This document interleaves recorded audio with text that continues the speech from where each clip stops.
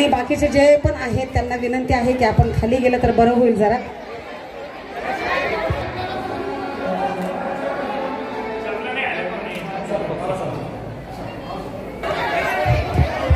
आदरणीय खासदार साहेब यांना विनंती करतो की त्यांनी डॉक्टर बाबासाहेब आंबेडकरांना पुष्पहार व्हायचा.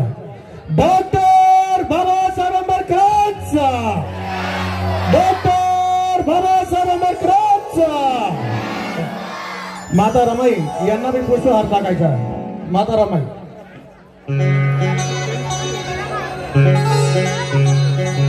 माता रमाईचा, माता रमाईचा.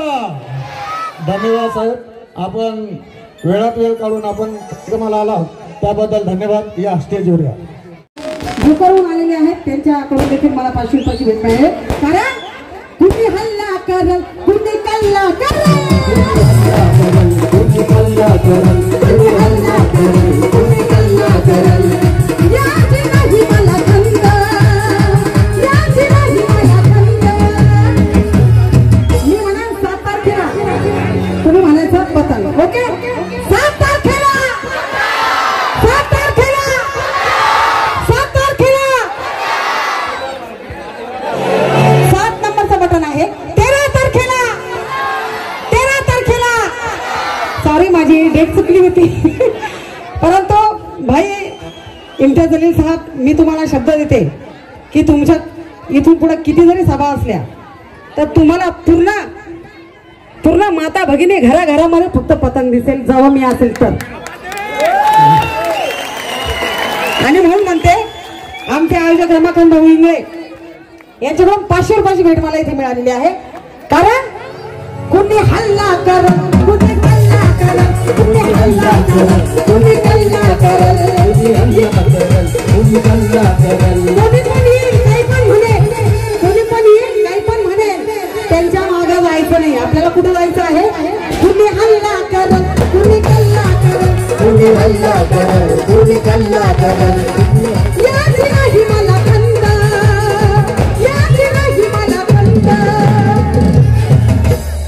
आता हात दिसले पाहिजे सगळ्याचे. कारण भीमराव जिंदाबाद म्हणाल असे पाहिलं हवं असं. भीमराव जिंदाबाद म्हणाल जोवर आहे जिवंत. भीमराव जिंदाबाद म्हणाल जोवर आहे जिवंत. भीमराव जिंदाबाद म्हणाल जोवर आहे जिवंत. भीमराव जिंदाबाद म्हणाल जोवर आहे जिवंत. भीमराव जिंदाबाद म्हणाल जोवर आहे जिवंत. हे आपल्याला ऐकण्यासाठी मी माननीय खासदार इम्तियाज जलील साहेब यांना विनंती करतो की आपण राहुल नगर या परिसरामधील सर्व नागरिकांना, बौद्ध उपासक उपासिका, माता भगिनी आणि इथले सर्व नागरिक यांना आपण संबोधित करावं, आपण आपलं भाषण करावं ही आपल्याला विनंती करतो. इम्तियाज जलील साहेब.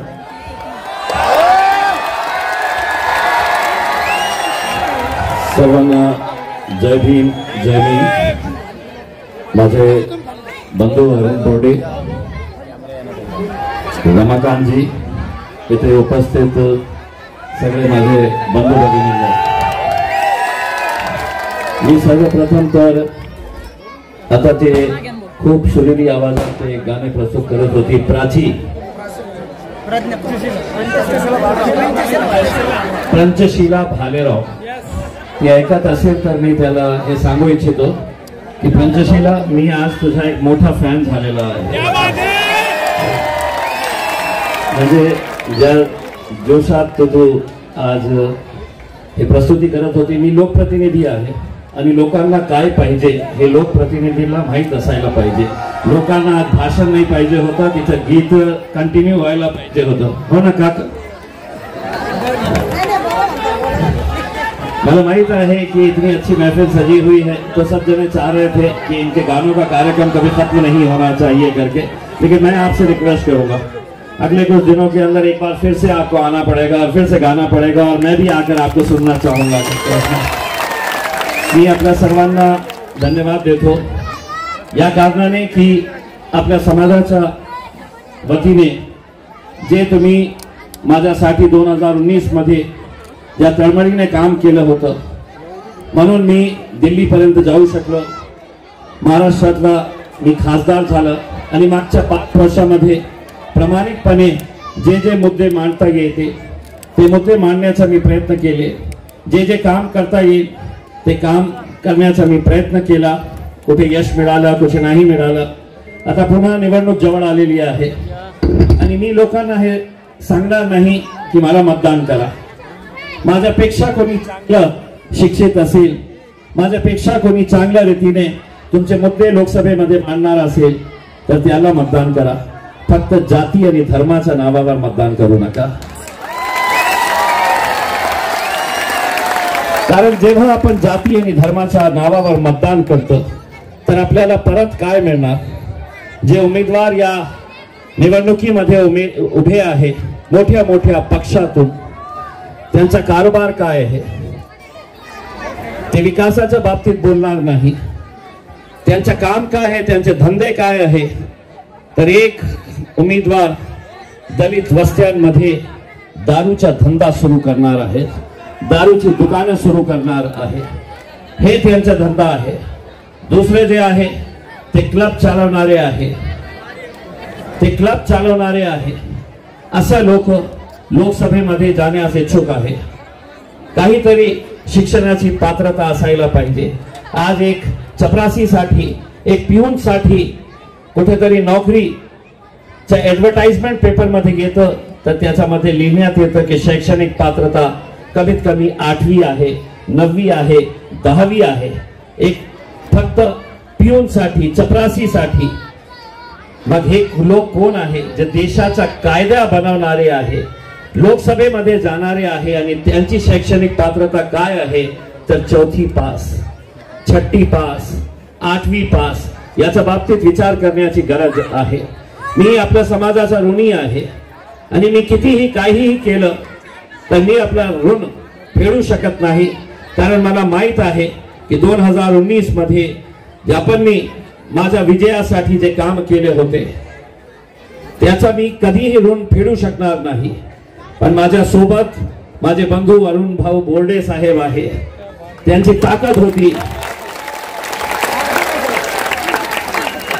आणि यावेळी सगळ्या राजनैतिक पक्षांनी एक षडयंत्र रचलेलं आहे आणि ते षडयंत्र म्हणजे काय आहे? तर इम्तियाज जलीलला कसे येथे पाळायचे आहे. सगळे राजनैतिक पक्ष एकत्र येऊ लागलेले आहे आणि त्यांचा एकच ध्येय आहे की इम्तियाज जलीलला इथून पाळायचे आहे. का? कारण मी लोकसभेमध्ये 553 खासदार आहे, देशातले 553 खासदार आहे. आणि आपल्याला या गोष्टीचा अभिमान असायला पाहिजे की सगळ्यात जास्त प्रश्न नरेंद्र मोदी आणि त्यांची सरकारला कोणी विचारलं असेल तर तुमचे खासदार इम्तियाज जलीलने विचारलेले आहे. आणि ते कोणते प्रश्न आहे? ते बेरोजगारीचे प्रश्न आहे, ते महिलांच्या संदर्भातले प्रश्न आहे, महिलांच्या सुरक्षेच्या संदर्भातले प्रश्न आहे. माझ्या गोरगरीब मुलांसाठी आपण काय नवीन स्कीम्स आणता येते, काय नवीन आपण नवीन प्रोजेक्ट आणता येते, याच्या बाबतीत आम्ही प्रश्न विचारलेले आहे. मला जेव्हा नरेंद्र मोदी साहेब एक भाषण ठोकतो लोकसभेमध्ये आणि ते सांगतो की 2020 तक, भाई और बहनों, 2020 मार्च तक इस देश के अंदर हर बेघर को घर मिलेगा और सिर्फ घर नहीं मिलेगा, घर के साथ नल मिलेगा और नल के साथ जल मिलेगा. न हमें घर मिला, न नल मिला, न जल मिला. जेव्हा कोणी त्यांना प्रश्न विचारत नाही, मी इम्तियाज जलील लोकसभामध्ये उभे राहून हे प्रश्न नरेंद्र मोदी साहेबांना विचारलं की माझ्या शहरामध्ये 85,000 गोरगरीब लोकांनी अर्ज भरला होता की प्रधानमंत्री आवास योजनेतून आम्हाला एक पक्का घर मिळेल.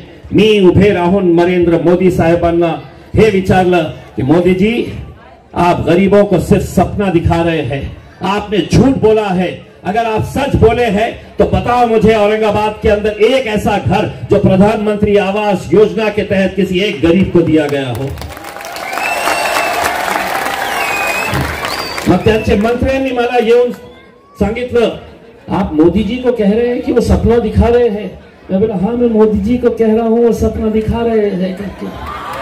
तो बोले आपको मालूम है कि मोदी जी ने कितने लाख घर देश भर में बताए हैं। मैंने कहा कि मैं देश का नेता नहीं हूं, मैं औरंगाबाद के गरीबों का, दलितों का, मुसलमानों का, पिछड़ों का, वंचितों का नेता हूं और मैं उनकी आवाज बनकर यहां पर खड़ा हुआ हूं। मला अभिमान या गोष्टीचा आहे। मी आज खासदार आहे, उद्या राहणार नाही राहणार मला माहित नाही, पण या गोष्टीचा अभिमान राहील की ज्या जालना रोडवर एका भारतीय जनता पार्टीच्या नेत्याचा स्मारक उभे राहणार होतो त्याचा विरोध केला इम्तियाज जलीलने। तो नेता दिवंगत नेता, लोकनेता होता, त्याच्यामध्ये काही दुमत नाही, सगळे जाती धर्माचे लोक मानत होते। पण मी हे विरोध करण्याचं कारण हे होता की मी म्हटलं या शहराला स्मारकाची गरज नाही आहे, चांगल्या सरकारी अस्पतालची गरज आहे आमच्या शहरामध्ये। कोणीही ऐकत नाही होते। मग कोर्टामध्ये एक जनहित याचिका मी फाईल केलेली आहे आणि त्या जनहित याचिकामुळे ज्या जालना रोडच्या दूध डेअरीवर एका नेत्याचं स्मारक उभे राहणार होते, मला अभिमान आहे या सांगण्याचा की आज त्याच ठिकाणी 400 खटांचे हॉस्पिटलचं काम सुरू आहे। 400 बेडचं हॉस्पिटल, ते कोणासाठी तर हे तुमच्यासाठी आहे। मी राहणार नाही राहणार मला माहित नाही आहे, पण सगळ्यात जास्त त्याचा उपयोग कोण करणार आहे? सगळ्यात जास्त उपयोग, सगळ्यात जास्त गोरगरीब लोक कोणत्या समाजात मिळते? ते दोघं समाज आहे, हे याचा समाज आहे आणि एक माझा समाज आहे, एक दलितांचा समाज आहे, एक मुसलमानांचा समाज आहे। त्या हॉस्पिटलाचा सगळ्यात जास्त उपयोग कोणी करेल तर तुम्ही लोक करणार आहे आणि तुमचा आशीर्वाद राहिला तर नक्की 13 मेला जेव्हा निवडणूक होणार आहे, तुम्ही 2019 मध्ये भरभरून मला आशीर्वाद दिलं होतं। मला विश्वास आहे की 13 मेला तुम्ही पुन्हा पतंग या निशाणीवर अपनी मोहर मारणार आणि आपल्याला विश्वास देतो। अरुण भाई, इतना याद कर लो कि देश के अंदर पूरा इलेक्शन हो रहा है, लेकिन 4 जून को जब नतीजे आएंगे तो देश का सबसे बड़ा जश्न अगर कहीं मनाया जाएगा तो इंशाअल्लाह औरंगाबाद के अंदर मनाया जाएगा उसके अंदर, और उसमें हमारी ये बहन को भी बुलाया जाएगा, पंचशीला भालेराव को भी बुलाया जाएगा कि हम भी झूमेंगे, तुम भी झूमेंगे और पूरा शहर झूमेगा उस दिन। बहुत बहुत शुक्रिया। जाते जाते जय भीम, जय भीम, बहुत बहुत धन्यवाद।